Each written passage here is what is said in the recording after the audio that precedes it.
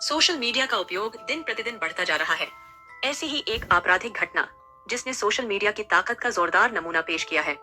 एक शहर में एक औरत जिसका नाम देवकी था, वह अपनी बच्ची और पति के साथ रहती थी।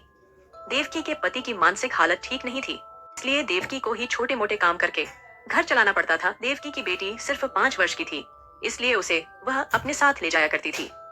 देवकी अपनी बेटी से बहुत प्यार करती थी।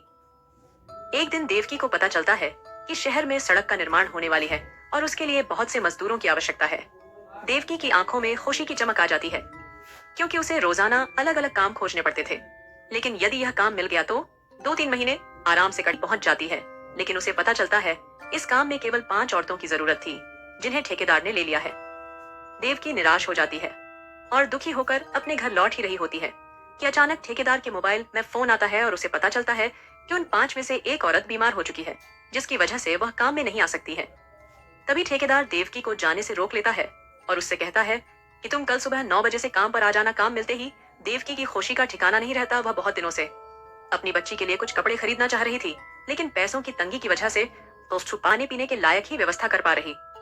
वह घर पहुंचते ही अपनी बच्ची को चॉकलेट देती है और अपने पति को काम मिलने की बात बताती है, लेकिन वह कोई प्रतिक्रिया नहीं देता।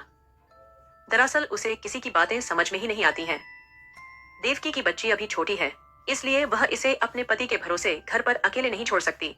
वह तय करती है अपने साथ अपनी बच्ची को भी ले जाएगी और वह समय से काम पर पहुंच जाती है। ठेकेदार देवकी को बच्ची के साथ देखकर डांटता है, इतनी गर्मी में तुम इतनी छोटी सी बच्ची को यहाँ लाई हो, उसकी तबीयत खराब हो सकती है।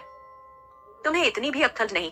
लेकिन देवकी मजबूर है और वह अपने दर्द भरे हालात ठेकेदार को बता देती है और उसकी कहानी सुनकर ठेकेदार को उस पर दया आ जाती है और वह उसकी बच्ची को साथ में रखने की इजाजत दे देता है और बच्ची के लिए वहीं पास में ही एक कमरे में खेलने की व्यवस्था करता है ताकि उसका मन लगा रहे।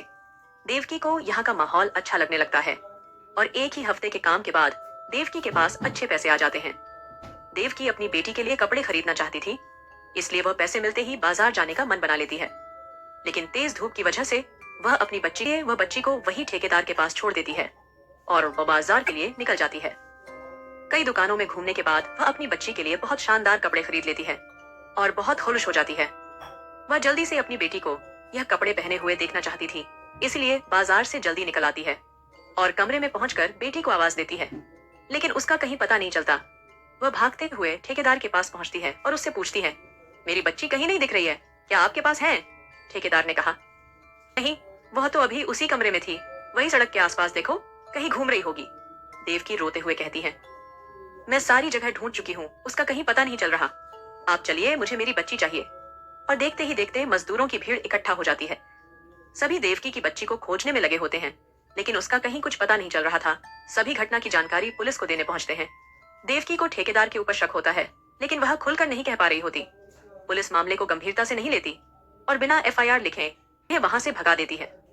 लेकिन देवकी बिना अपनी बच्ची को लिए यहाँ से नहीं जाना चाहती। वह थाने के ही बाहर बैठ जाती है। धीरे धीरे करके सभी मजदूर वहां से चले जाते हैं और देवकी अकेले रोती बिलखती अपनी बच्ची का इंतजार करती रहती है। तभी वहां से एक ट्रैवल ब्लॉगर गुजरता है और देवकी को रोते हुए देख रुक जाता है और उससे रोने का कारण पूछता है। देवकी उसे सारी बात बता देती है। ट्रैवल ब्लॉगर अपने रोता हुआ वीडियो रिकॉर्ड कर लेता है और अपने सोशल मीडिया अकाउंट से शेयर कर देता है और कुछ ही घंटों के अंदर देवकी का वीडियो वायरल हो जाता है। और जो पुलिस अब तक FIR नहीं कर पाई थी, सोशल मीडिया की वजह से वह बच्ची को चप्पे चप्पे ढूंढने पर मजबूर हो जाती है। मामला अब उच्च स्तरीय बन चुका था। पूरे राज्य में बच्ची की तलाश की जा रही थी। तभी पुलिस को खबर मिलती है कि हाईवे के नाके पर एक ट्रक की तलाशी के दौरान बहुत से बच्चे मिले हैं, जिन्हें सड़क यातायात के जरिए दूसरे देश भेजा जाना था। खबर मिलते ही राज्य में खलबली मच जाती है और मीडिया तुरंत मौके पर पहुंच जाती है। सारे बच्चों की शिनाख्त करने के बाद भी देवकी की बच्ची का पता नहीं चलता। पकड़े गए अपराधियों को पुलिस रिमांड में लेकर पानी के जहाजगिरिया सीमा पार भेजा गया है। यह बात पता चलते ही पुलिस चौकन्ना हो जाती है और नेवी को सूचित कर देती है। नौसेना के अधिकारी खबर मिलते ही जहाज की लोकेशन ट्रैक करके जहाज का पीछा करते हैं, लेकिन वह जहाज दूसरे देश की सीमा में प्रवेश कर चुका होता है। अचानक वह जहाज वापस आता हुआ दिखाई देता है।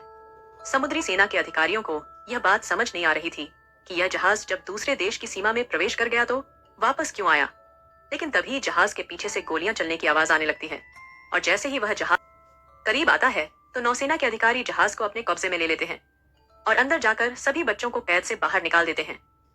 अपराधियों को कब्जे में लेने के बाद जेल भेज दिया जाता है और जहाज में मिले बच्चों के बीच में देवकी की बच्ची भी बैठी होती है। देवकी को अपनी बच्ची के मिलने की खबर मिलती है। वह वहां पहुंच जाती है और जैसे ही देवकी की नजर अपनी बच्ची पर पड़ती है तो वह भागकर उसे गले लगा लेती है और चूमने लगती है और खुशी से रोने लगती है। सोशल मीडिया की वजह से ही इस मामले को गंभीरता से लिया गया, जिसका सकारात्मक परिणाम देखने को मिला।